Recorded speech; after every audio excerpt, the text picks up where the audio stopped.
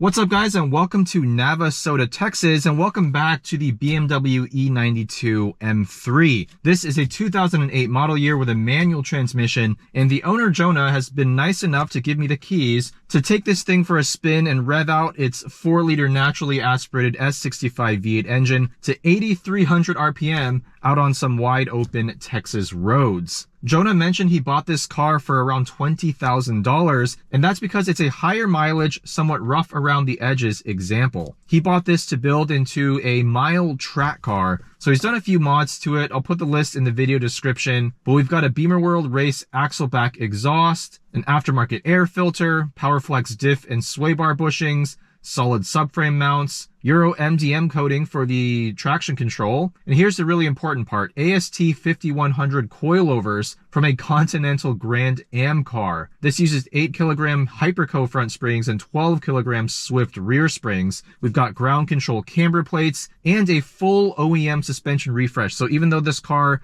has almost 178,000 miles, it should feel pretty fresh in terms of the handling. We've also got some Federal 595 RS Pro tires, a very budget-oriented, sticky 200 treadwear tire, and we've got some Powerstop Track Day pads. Custom alignment by DrivenWerx. As you can see, this car is very mildly set up and does have some budget parts on it, but if you're going to buy a higher mileage, more affordable E92 M3, get the most bang for buck as possible. If I had to estimate the cost of building a car like this, if you bought the car bone stock and threw on all the aftermarket parts yourself, you should still be at around $30,000 or less. So is it worth it? Does this car actually drive well given it's rough around the edges? That's the question. Interior is basically bone stock. The shifter, the steering wheel, the seats, these are all original. And yes, while they are showing some significant signs of wear, overall, I'm still a really big fan of the E9X generation interior. I think it actually holds up better than the F80 M3. All the physical buttons have held up well. Nothing feels like it's loose or peeling, but you're here to hear that S65 engine, so without further ado, this engine revs to 8,300 RPM as I mentioned, and it makes 414 horsepower and 295 pound-feet of torque. OEM limited slip diff on the rear axle, and this should weigh around 3,600 pounds. This is finished in Interlagos blue, which is probably my favorite exterior color for the E9X M3, and we have the optional carbon fiber roof. All right, listen to this.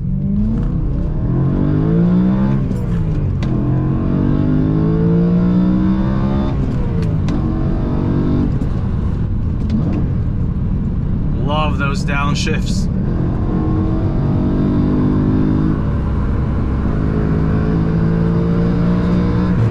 This engine just keeps revving.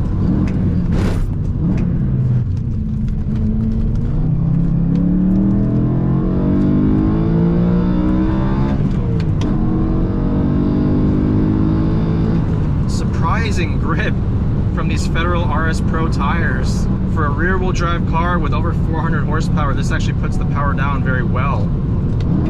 One of the things I always really liked about the E9X M3 is the steering. This uses hydraulic steering. In fact, it's the last generation of M3 to have hydraulic steering. And simply put, it steers better than the later generations. Not necessarily in terms of the precision. I think the later generations did tighten up quite a bit in terms of the on-center feel. This by far has better feedback.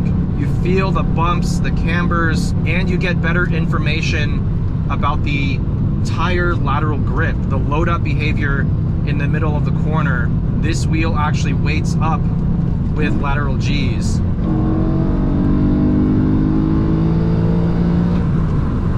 Gosh, this engine is so insane. I can just imagine when this car first came onto the scene in 2007, people must have been flabbergasted. Not that the E46 prior generation M3 didn't have an amazing engine, but the sound of a V8 revving to 8,300 RPM in what is essentially a base, compact, luxury sedan slash coupe, it must have been so incredible. I mean, this is peak BMW M car in just about every way. The best engine, the best steering. You could argue it's not the best chassis, but you could also argue it is the best chassis. Just depends on what you want. If you want that sort of more compact feel, then the E46, maybe the E36 even, might be superior for you. But if you want supreme balance and controllability, this is hard to beat. I recently drove a very heavily modified E92 M3 at Laguna Seca, and that was one of the best cars I've ever driven on track. That video should already be out on the channel. Obviously, this is not that car. This is a very mildly built, sort of OEM plus dual duty E92 M3. But if you do spend the effort, you can actually turn these things into absolute weapons on track, and the aftermarket support is really, really strong. All of the high-end dampers, JRZ, MCS, Öhlins, TTX, they offer kits for this car. And you can actually increase the power level of these engines by a significant amount without going forced induction. If it were me, I would keep it naturally aspirated. I think this engine makes enough power. It already has the throttle response and the sound and the power delivery you want for a track car. I would spend all the money on suspension, weight savings, aero, brakes, and just bring this chassis up to kind of more focused track car levels. The stock car is a little bit kind of soft around the edges, a little bit boaty. Now this example is definitely much tighter than stock because it's got a full suspension refresh. It's got the AST 5100 coilovers, which do feel really good out here. Not the most technical road by any means, but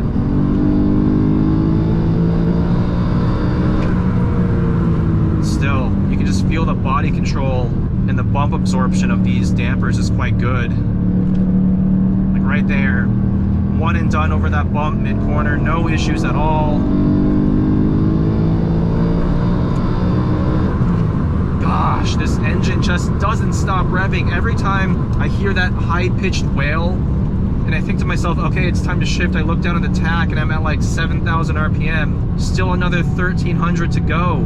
But the amazing thing about this car is that, unlike some other cars, it's not just a crazy race-tuned engine mounted in a otherwise boring, mundane car, or a car that can't handle the power. The chassis here, for the most part, I would say matches the engine. It's a very well-tuned, very cohesive product from BMW. And unfortunately, ever since this car was discontinued, the later generations of M3, while impressive in their own right, and no doubt faster, more comfortable daily drivers compared to this, they don't capture the essence of what made this generation and prior generation M3s so amazing, in my opinion. Just that incredible balance of engine to chassis and to feedback as well. The steering is definitely a highlight of the car.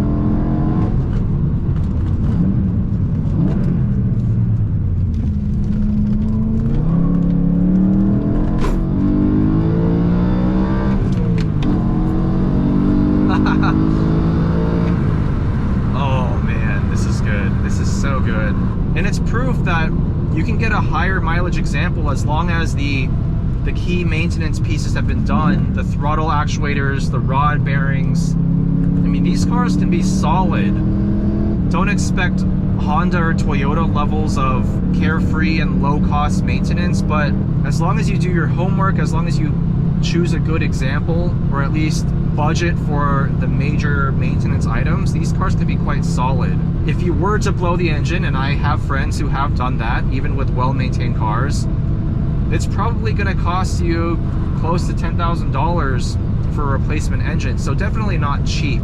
But if you are going to track your car, quite frankly, you should just assume you'll need to replace the engine at some point. I think that's the safe and responsible way to budget for a track car. No matter what car you're driving, whether it's a BMW or a Toyota, there's a real significant chance that, I mean, not only just you might blow your engine or your transmission or whatnot, or some other mechanical failure, but you might crash the car. I know I'm kind of diverging into another topic here, but just my 2 cents on tracking a car. You just gotta be prepared to lose the entire thing. And that's why track insurance exists, right? But back to the E92 M3, this is proof that even a high mileage example, you can still make it drive amazing. If you don't care so much about how it looks, just focus on making it reliable and give it the right mods to really address some of these stock vehicle shortcomings. The suspension,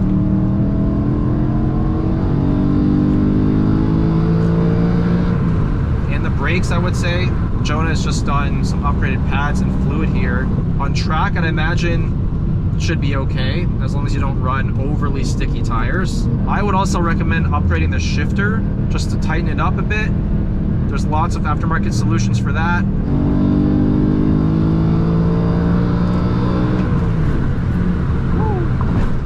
What a car.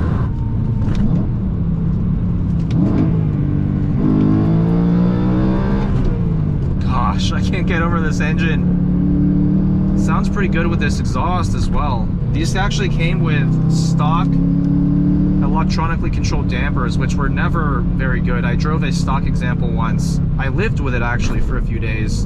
Definitely invest in some proper coilovers. AST 5100s do a great job. JRZ, MCS, Öhlins are also excellent choices. If you can pony up the cash, they're not cheap, but you get what you pay for. But yeah, I think for, you know, $30,000 or less, for a sort of OEM plus build or a mildly modified build, you are getting one of the best all-around cars. The fact that you can actually drive this to and from the track as well is worth mentioning, because at the end of the day, this is a 3 Series BMW, one of the most popular cars out on the road. But I'm so glad that BMW decided to build the M3, starting with the E30 all the way back in the 80s. It has truly defined the segment for so long. It continues to do so with the G80 M3, but I'm sure it's no surprise for those of you who have been following my channel for a while that the E9X, the E46, those are the ones that really speak to me.